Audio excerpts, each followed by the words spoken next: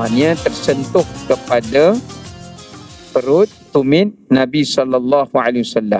Maknanya belakang telapak kaki Nabi SAW disentuh oleh Aisyah bersama dengan tumit baginda SAW. Sedang ketika itu baginda sedang salat dan dalam keadaan sujud. Dan aku mendengarkan Nabi SAW membacakan doa, Allahumma inni a'udzu biridhaka min sakhatik wa bimu'afatika min 'uqubatik wa a'udzu bika minka la uhsi thana'an 'alaik anta kama athnaita 'ala nafsik. Bismillahirrahmanirrahim. Assalamualaikum warahmatullahi wabarakatuh. Innal hamdalillah nahmaduhu wa nasta'inuhu wa nastahdihi wa nastaghfiruh wa na'udzu billahi min shururi anfusina wa min sayyiati a'malina man yahdihillahu fala mudilla lahu wa man yudlilhu falan tajida lahu waliyyan mursyida.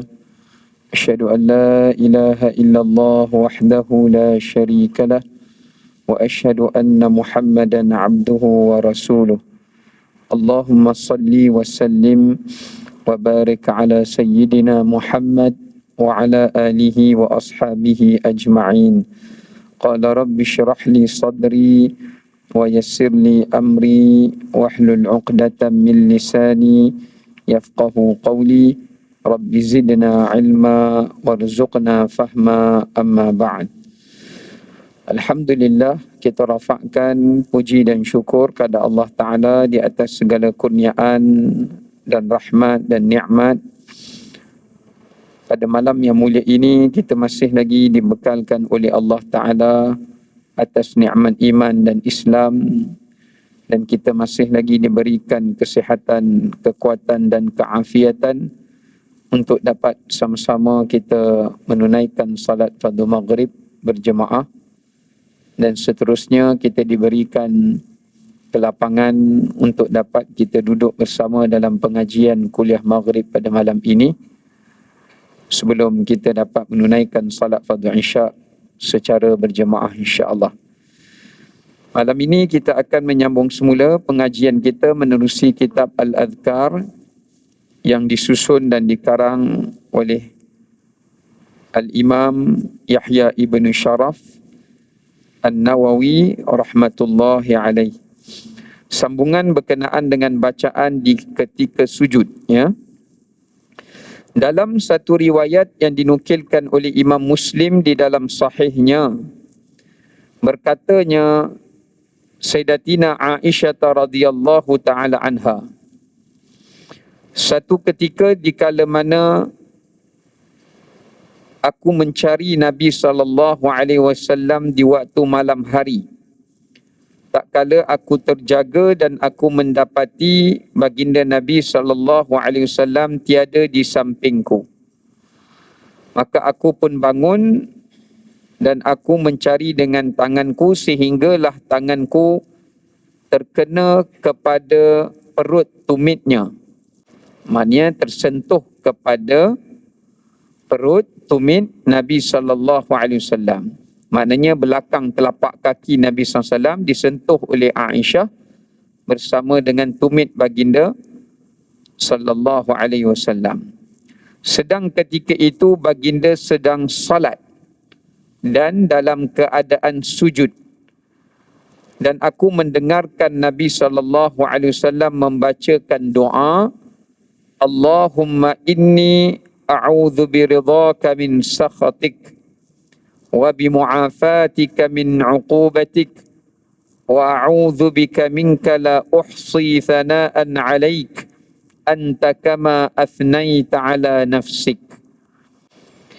Baik, dalam hadis ini kata Ummul Mukminin Sayyidatuna Aisyah radhiyallahu taala anha.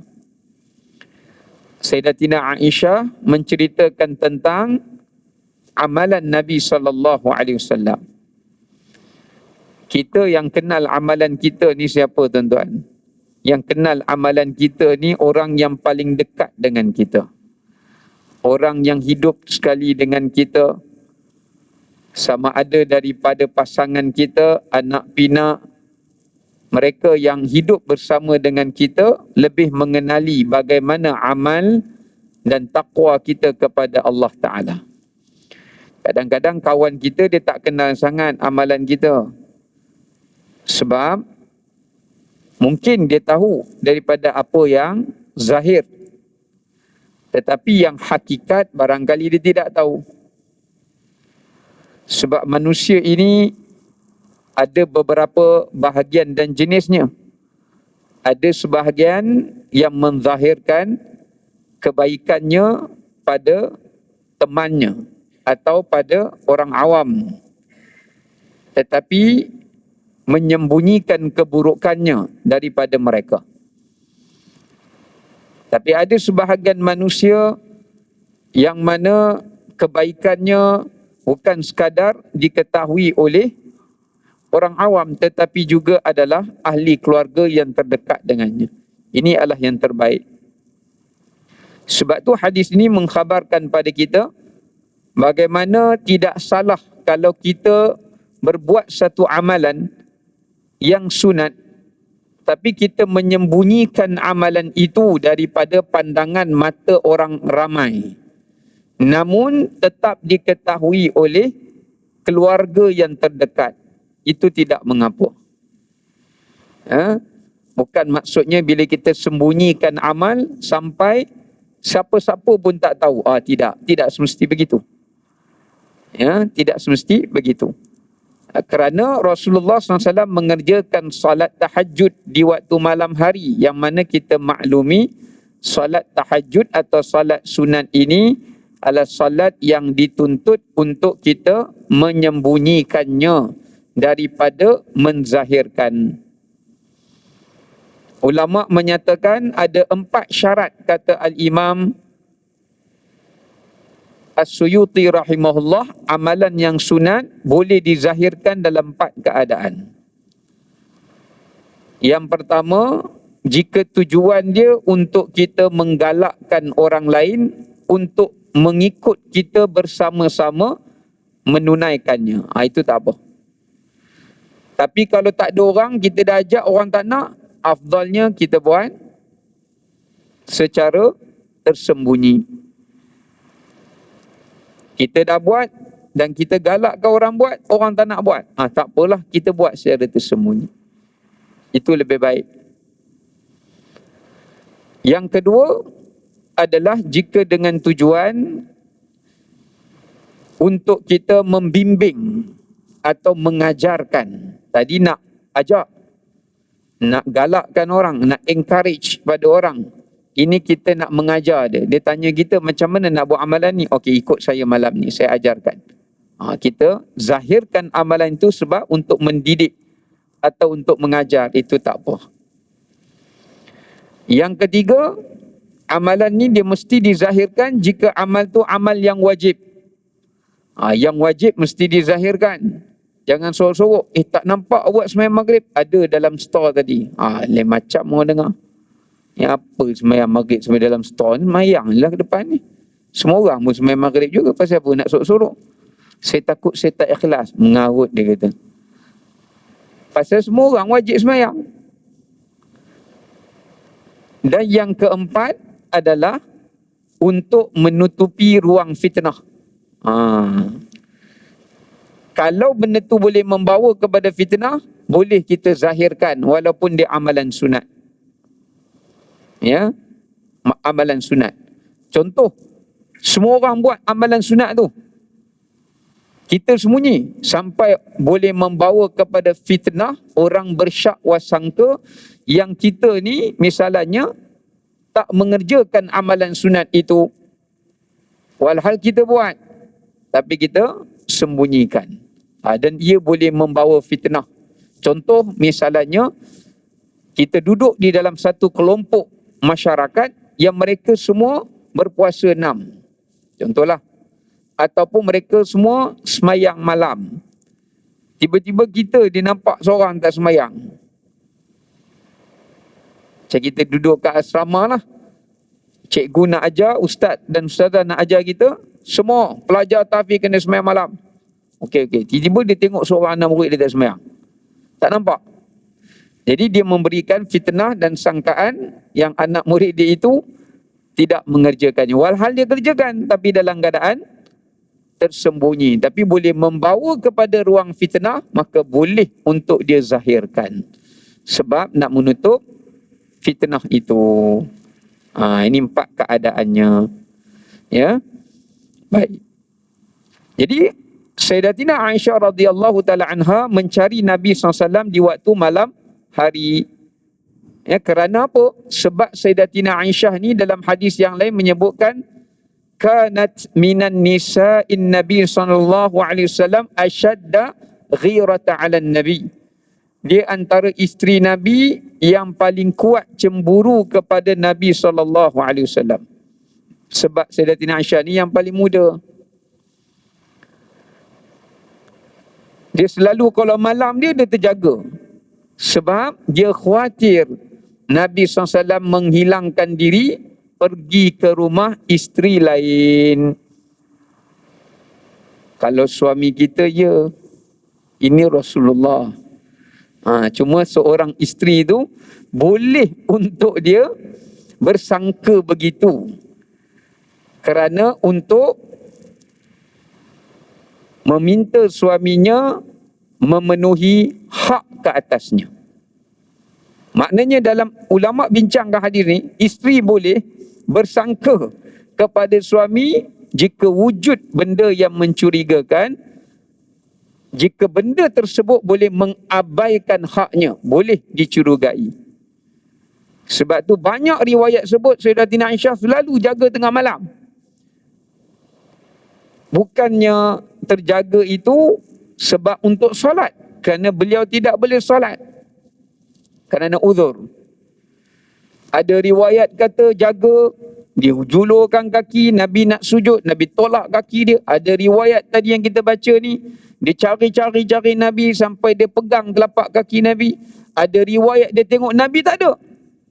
Dia keluar daripada bilik dia, baru dia jumpa Nabi SAW di Baqi'.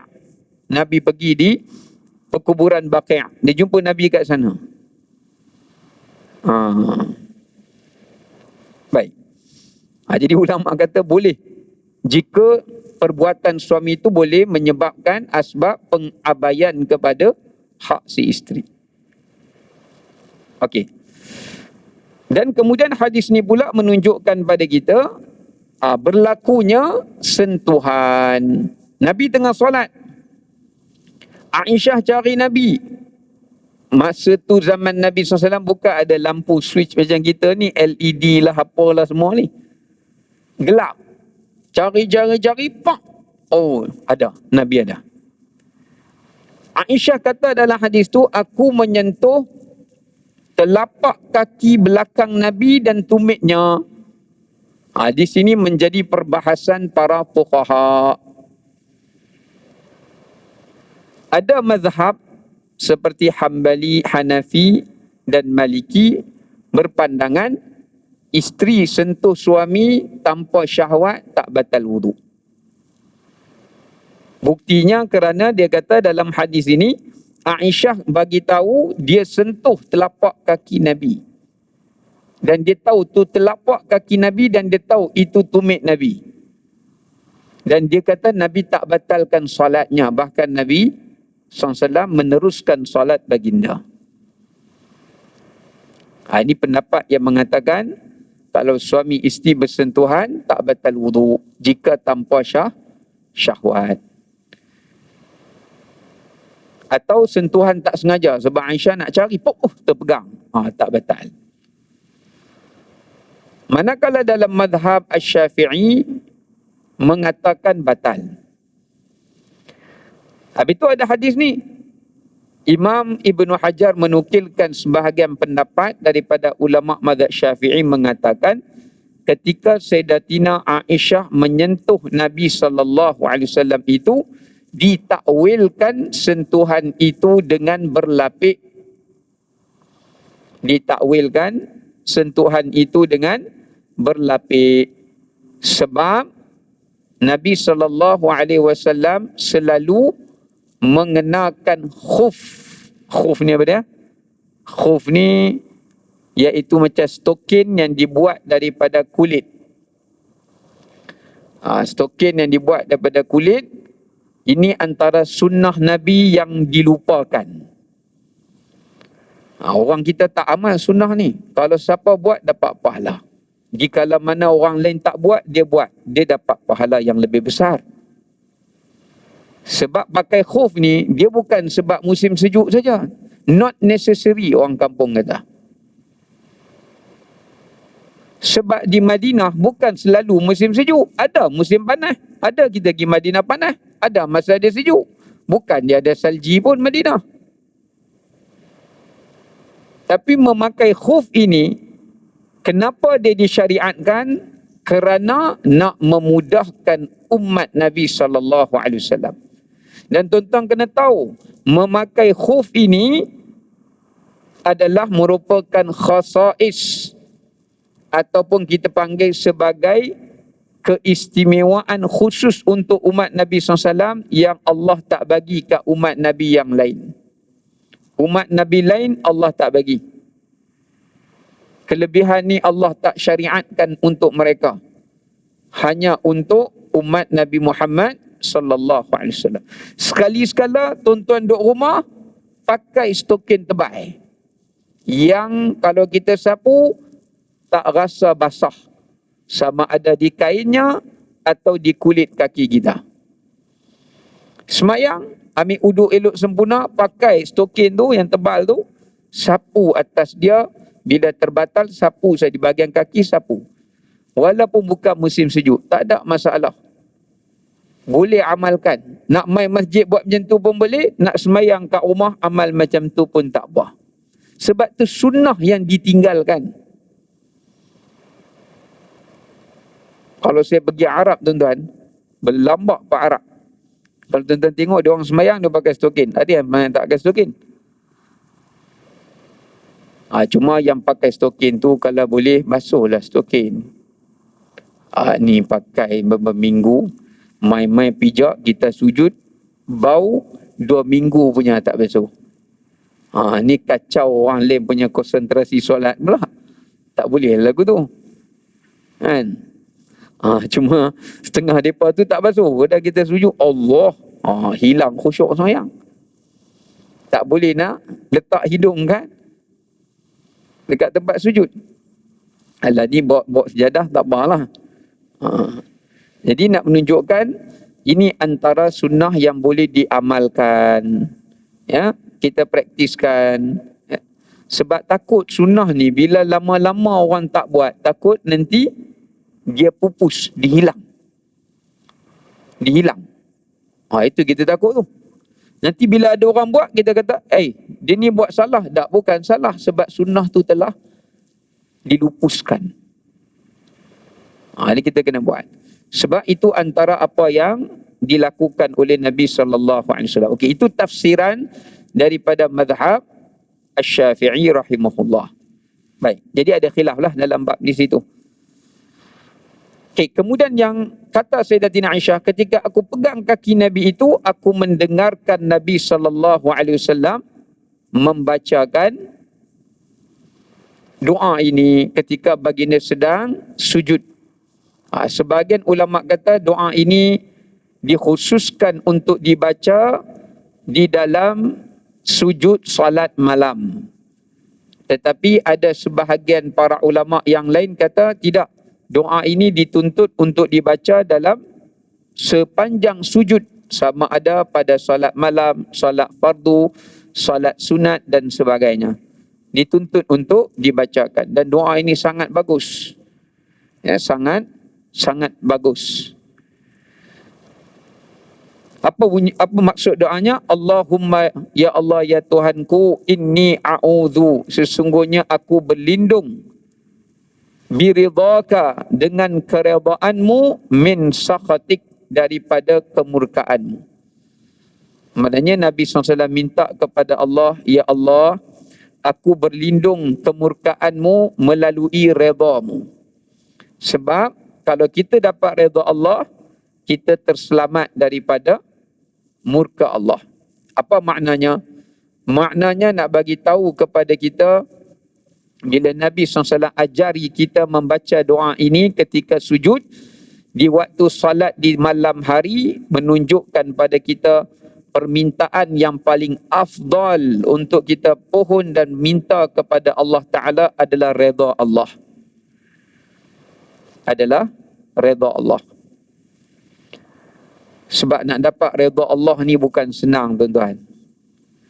Ya, sebab kalau Allah redha kepada kita, dalam hadis qudsi Allah kata apa? Setiap pendengaran yang dia dengar apa yang Allah redha. Setiap pandangan yang dia pandang, dia akan tengok benda yang Allah redha. Setiap kaki dia melangkah untuk menuju tempat yang Allah redha. Itu yang payah tu. Seolah-olah Allah mengawalnya, atau Allah memeliharanya, atau Allah melindunginya. Ini bukan senang. Di bawah peliharaan Allah, jagaan Allah. Macam seorang anak sentiasa dikawal selia oleh ibunya. Anak tu nak pergi tempat bahaya, mak dia tarik. Nak tengok benda tak bagus, mak dikalihkan. Seolah-olah umpama begitulah. Ini barulah kita boleh tahu sama ada Allah redha kepada kita ataupun tidak. Selagi mana kita sendiri tak boleh kawal pandangan, penglihatan, pergerakan, langkah tangan, maknanya tak sampai lagi lah. Dok syok sendiri sajalah. Redha tu belum dapat lagi. Dan salah satu untuk mendapatkan redha Allah juga melalui redha kedua ibu bapa. Berdasarkan kepada hadis yang menyebutkan ridallahu fi ridal walidain wa sakhatallahu fi sakhatihima.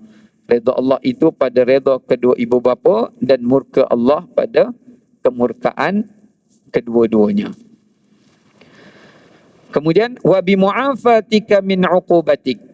Perkara yang kedua yang kita dituntut untuk minta bila kita bangkit sembahyang malam ni, minta kepada Allah, iaitu kemaafan. Bukan sekadar keampunan, tapi kemaafan. Al-afwa, mu'afah, al-afwa. Sebab kemaafan ni jauh lebih tinggi daripada keampunan. Kalau kita belajar bahasa Arab, ampun ni diambil daripada perkataan ghafara. Ghafara. Ghafara ni adalah maknanya menutup. Sebab tu helmet dalam bahasa Arab dipanggil mighfar. Nak tutup kepala ni daripada cedera. Jadi ampun ni perumpamaan dia macam kita kaih lubang, takut kita jatuh dalam lubang tu memudaratkan kita, Allah tutup, kambus supaya kita tak jatuh. Lubang apa tu? Lubang neraka lah. Sebab dosa ni macam kita buat lubang neraka.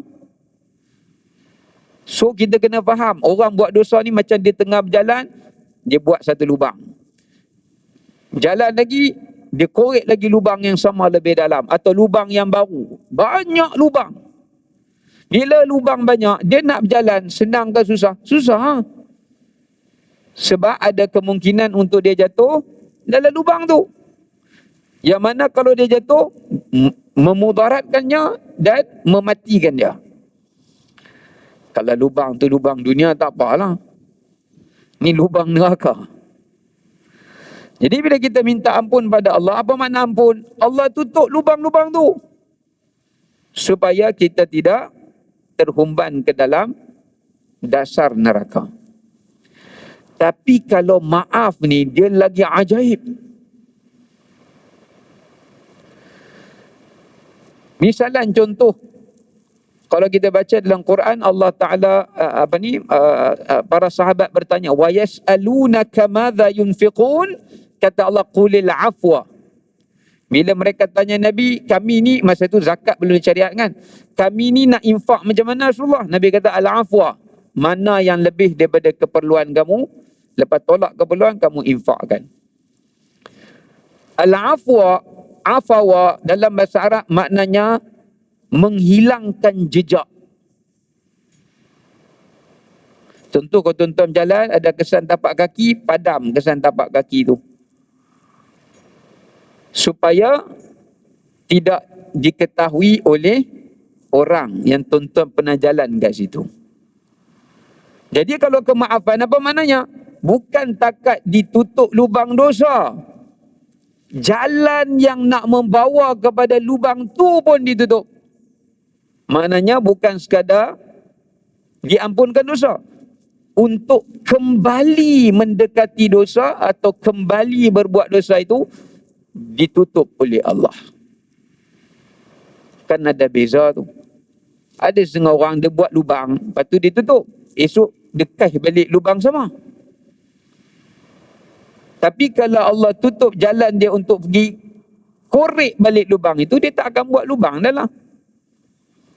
Itu yang dimaksudkan dengan al-afwa, yakni kemaafan Allah Subhanahu wa ta'ala. Sebab itu Nabi ajar kita bukan sekadar minta ampun, wa bimu'afatika min uqubatik.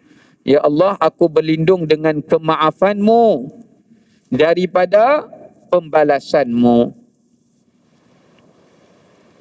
Sebab tu kalau tuan-tuan baca dalam kata-kata Abdullah ibnu Abbas radhiyallahu anhuma,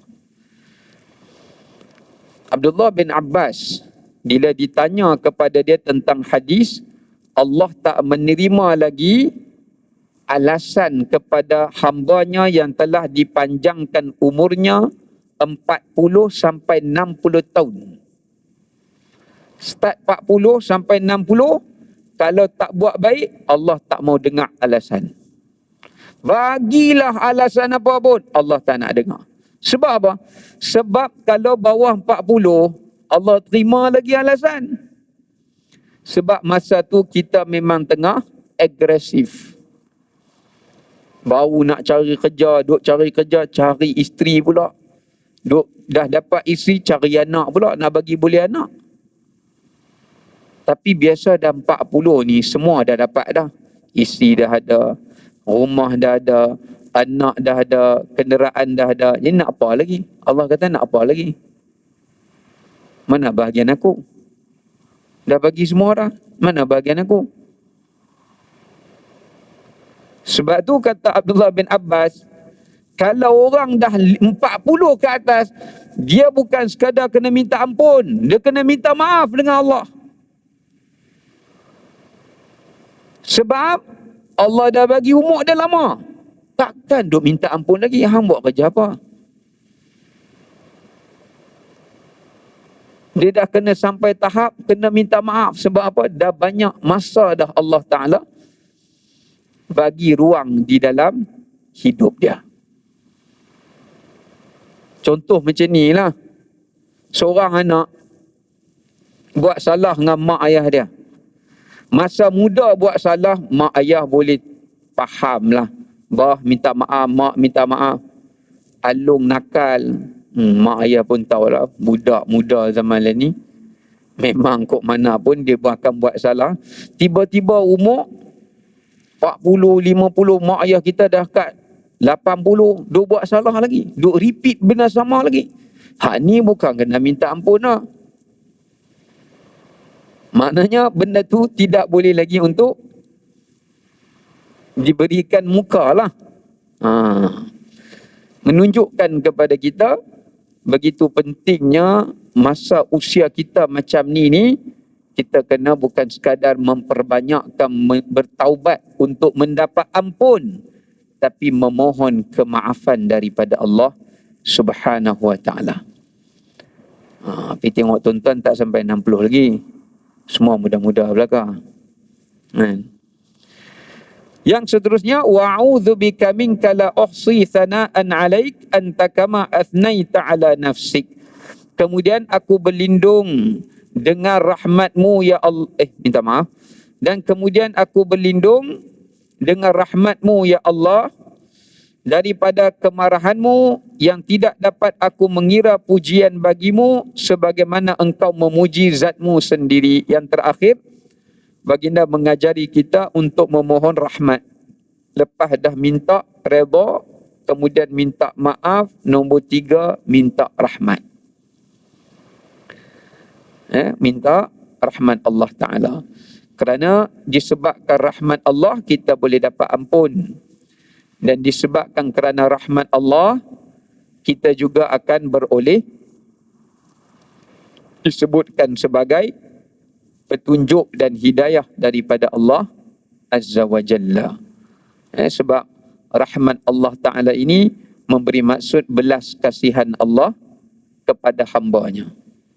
Supaya kalau kita duk buat salah lagi pun, Allah tidak langsung membalasi kita.